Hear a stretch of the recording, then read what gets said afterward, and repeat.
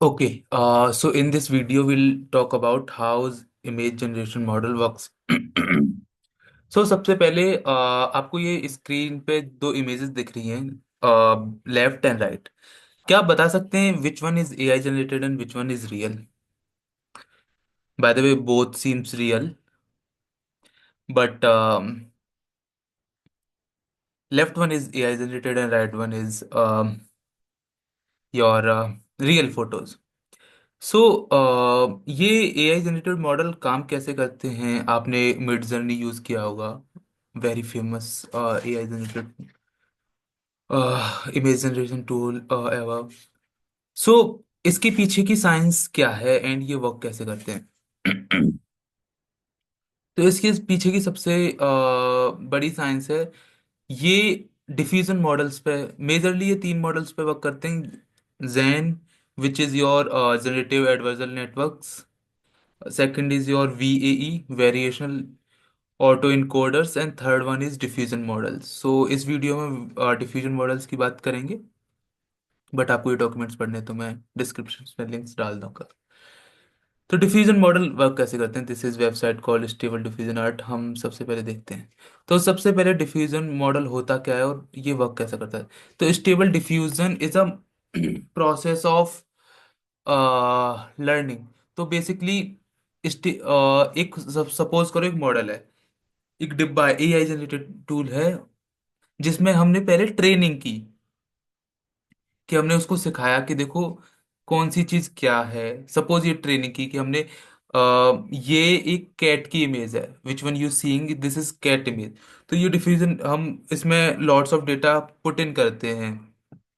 तो हमने इसको बहुत सारी ट्रेनिंग दी। अभी ये वर्क कैसे करते हैं? तो सपोज हमने कोई टेक्स्ट, तो इसमें दो चीजें होती हैं: फॉरवर्ड डिफ्यूजन और बैकवर्ड डिफ्यूजन। तो तो जब हम इसको ट्रेन करते हैं डेटा, तो सपोज हमने इसके कैट पर ट्रेन किया,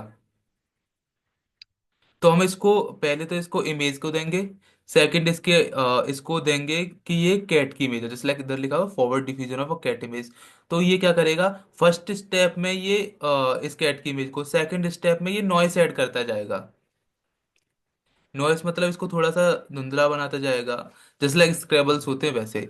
थर्ड स्टेप में और इसको नॉइस ऐड करेगा, fourth step and fifth step. ये स्टेप्स वेरी करते हैं अलग अलग ट्रेनिंग मॉडल्स में, but this is how these training models works. तो ये यहाँ पर इस पर नॉइस ऐड कर दी। नाउ रिवर्स डिफ्यूजन क्या होता है? रिवर्स डिफ्यूजन में ये होता है कि जब हमने, अभी हम इसको कोई टेक्स्ट प्रॉम्प्ट देंगे, अगर हमने ये कैट पर ट्रेन किया है, तो ये हमें, क्योंकि इसके पास डेटा है, तो ये कैट की इमेज निकाल सकता है। तो ये सब वर्क कैसे करता है? सपोज हमने अब कैट की इमेज दे दी, अब ये एआई मॉडल ट्रेन हो चुका है। अब हमें उसका रिजल्ट निकालना है, तो सपोज हमने प्रॉम्प्ट किया अ कैट। तो वो सब नेक्स्ट मॉडल में क्या करेगा? ये जो नॉइस है, इसको डी नॉइस करते जा कर करके एक रियलिस्टिक पिक्चर क्रिएट करेगा। So how this will work? इसको सपोज ये सेम स्टेप लेते हैं। हमने बोला है हमें कैट की इमेज जनरेट करके दो, तो ये एक इमेज उसने जनरेट की जिसमें बहुत सारी नॉइस है। सेकंड स्टेप में ये क्या करेगा? उसकी नॉइस कम कर देगा। थर्ड स्टेप में और नॉइस कम कर देगा, फोर्थ स्टेप में और कम, एंड फिफ्थ स्टेज में एक रियलिस्टिक इमेज जनरेट कर दी। This is how these stable diffusion works. और इसके ऊपर, this is the same model that all of these AI generated image works. तो ये this is the real. Suppose हमने इसको दिया कि हमें कैट की इमेज चाहिए, तो ये एक इमेज लेगा और उसकी नॉइस प्रिडिक्ट करेगा। अब नॉइस प्रिडिक्ट कैसे करते हैं? Suppose if you know probability, और आपने मैथ पढ़ी हो, तो कि क्या होता है, प्रोबेबिलिटीज होती हैं। तो इसके पास सपोज 100 उसका डेटा सेट्स है इमेजेस का, तो उसमें से प्रिडिक्ट करेगा कि ये कैट की इमेज कौन सी है, उसका हुलिया कैसा होता है, उसका स्ट्रक्चर कैसा होता है। तो वो डीनोइस करता जाएगा हर एक स्टेप में। फर्स्ट स्टेप में कम करेगा, सेकंड स्टेप में और कम, थर्ड स्टेप में और कम, एंड फोर्थ स्टेप में। This is how it will generate. ये होता है बेसिक स्ट्रक्चर।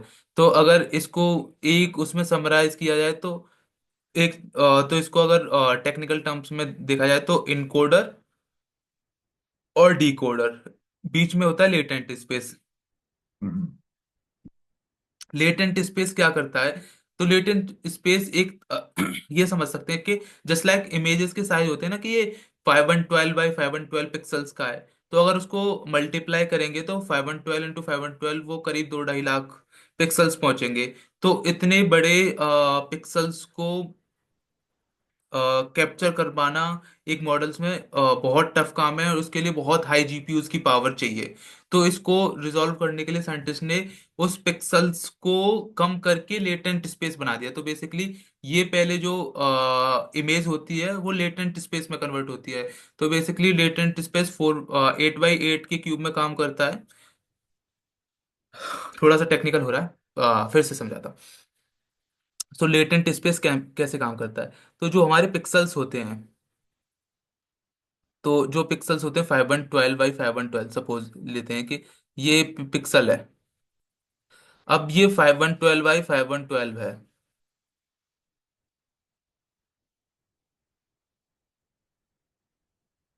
512 बाई 512 है।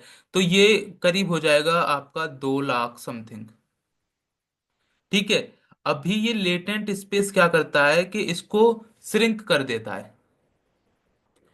बेसिकली ये समझ लो कि इतने बड़े पिक्सल्स को श्रिंक करके उसको लेटेंट स्पेस में बदल देता है इसको। तो जो छोटा पिक्सल्स हैं उसको टेक्निकल टर्म में लेटेंट स्पेस बोलते हैं, ये समझ लीजिए आप अभी के लिए। ठीक है। फिर नेक्स्ट इस केस में क्या होता है? फिर ये हमारी ट्रेनिंग प्रोसेस प्रोसेस खत्म हो गया।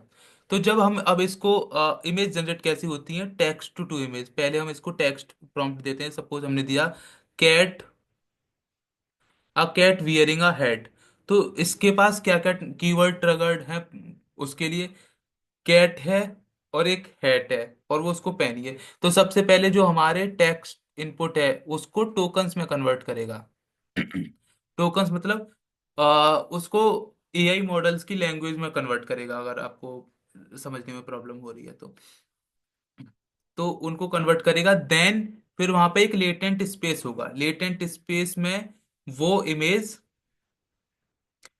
वे लेटेंट स्पेस में वहां से प्रोबेबिलिटी स्टार्ट होगी कि अच्छा, पूरी एक डीनोइस पिक्चर होगी। फिर डीनोइस पिक्चर से वहां पे उसमें नॉइस कम की जाएगी, पहला स्टेप, दूसरा स्टेप, तीसरा step, fourth step, and then उस पे जाके इमेज जनरेट होगी। This is how all of these AI generated image model works. So चलो मैं आपको एक एग्जांपल के साथ दिखाता हूँ।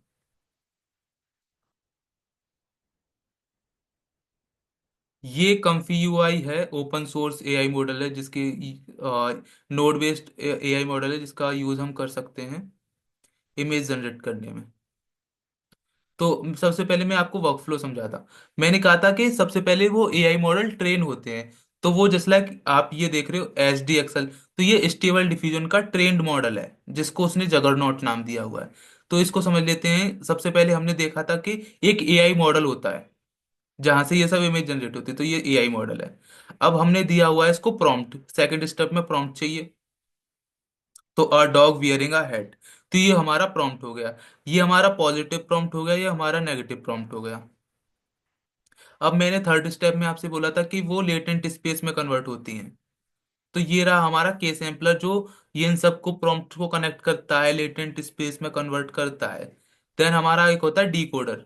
जैसे लाइक मैंने यहाँ पे समझाया था, डीकोडर, इनकोडर और डीकोडर। तो ये डीकोड क्या करता है? लेटेंट स्पेस की डी नॉइजी इमेज को नॉइजी इमेज को डीनॉइज करता है, एंड फिर वहां से ये इमेज जनरेट करता है। तो this is the same decoder. अभी मैंने कहा था कि ये स्टेप्स में ट्रेनिंग होती है, जैसे लाइक अभी आप ये वाला स्टेप्स है, स्टेप्स में ट्रेनिंग होती है। तो यहाँ से हम डिसाइड कर सकते हैं कि कितने स्टेप्स में ट्रेनिंग होगी। तो यहाँ पे स्टेप्स लिखे हुए 20 स्टेप्स। और ये के सैम्पलर में बाकी स्टेप्स क्या है? ये सीड है। तो ये थर्ड है सीएफजी। ये बेसिकली क्या है? ये क्रिएटिविटी को दर्शाता है कि आपके प्रॉम्प्ट से रिलेटेड क्रिएटिविटी कितनी है। तो जो एआई मॉडल है उसको कितनी क्रिएटिविटी दिखानी है अदर देन योर प्रॉम्प्ट्स। तो this is how AI model works. तो बेसिकली अगर आप देखेंगे तो सबसे पहले ये कैसे काम करते हैं। सबसे पहले एक एआई मॉडल है, दूसरा your prompt, third your latent space जहां से ये generate, fourth decoder and fifth image. तो जो मैंने बोला था ना कि हमें कितने की, तो सपोज आप जो देखते हो ना कि अच्छा कितने की, कितने बाई कितने की इमेज चाहिए, तो वो हम यहाँ से डिसाइड करते हैं कि अच्छा हमें इतने बाई इतने की इमेज चाहिए। और फिर वो एक यहाँ से फिर हमने प्रॉम्प्ट दिया। थर्ड, अभी मैं आपको एक करके दिखाता हूँ। तो सपोज हम इसको कर देते हैं,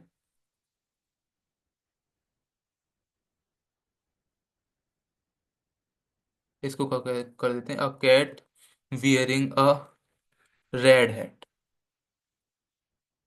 अभी ये कैसे वर्क करता है? अभी लोड चेक पॉइंट पे, इसका मतलब अभी सबसे पहले इसने मॉडल को देखा कि अच्छा मॉडल कैसे कैसे काम करेगा। मॉडल देखा, अभी अभी मॉडल लोड हुआ है।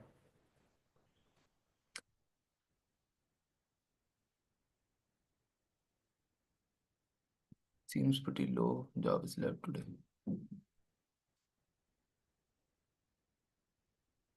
हाँ अभी देखो, ये अब इसने सेकंड स्टेप में क्या किया था, ये टेक्स्ट लिया था, फिर यहाँ से एक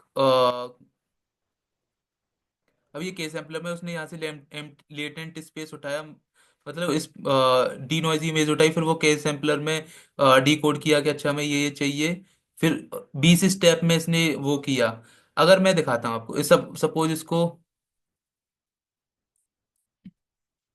सीड को फिक्स कर देते हैं, अभी जनरेट करते हैं।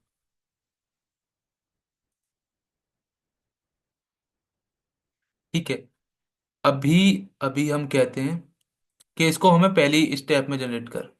तो जो मैं बोल रहा था आपसे, ये देखो इसने ये डीनोइजी इमेज जनरेट की है। अभी इसको सेकंड स्टेप करते हैं, तो ये सेकंड स्टेप में देखते हैं कैसी इमेज जनरेट करेगा। तो इसने सेकंड स्टेप में अगर देख रहे हो तो थोड़ा सा और नॉइज हटा दिया है। अब इसको फाइव करके देखते हैं, 5 स्टेप्स में ये कैसी इमेज जनरेट करेगा।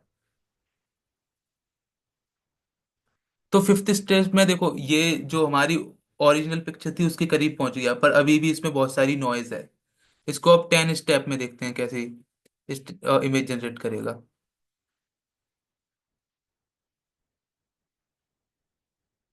अब 10th स्टेप तक हमें ऐसा लग रहा है कि इसने लगभग रियलिस्टिक इमेज जनरेट कर दी है।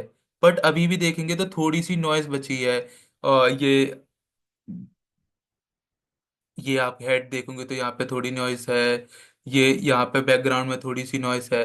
तो ये यही काम करता है, यही मैंने आपको यहाँ पे समझाने की कोशिश की थी कि ये इसी टाइप से ट्रेनिंग मॉडल वर्क करते हैं कि पहले ट्रेनिंग ऐसे होती है कि फर्स्ट स्टेप में एक कैट की इमेज दी जाती है मॉडल के लिए सपोज, फिर सेकंड स्टेप में उसमें नॉइज ऐड की जाती है। This is how these AI image generation model works basically. So thank you for watching this video till the end. Video अच्छी लगी तो लाइक कीजिए।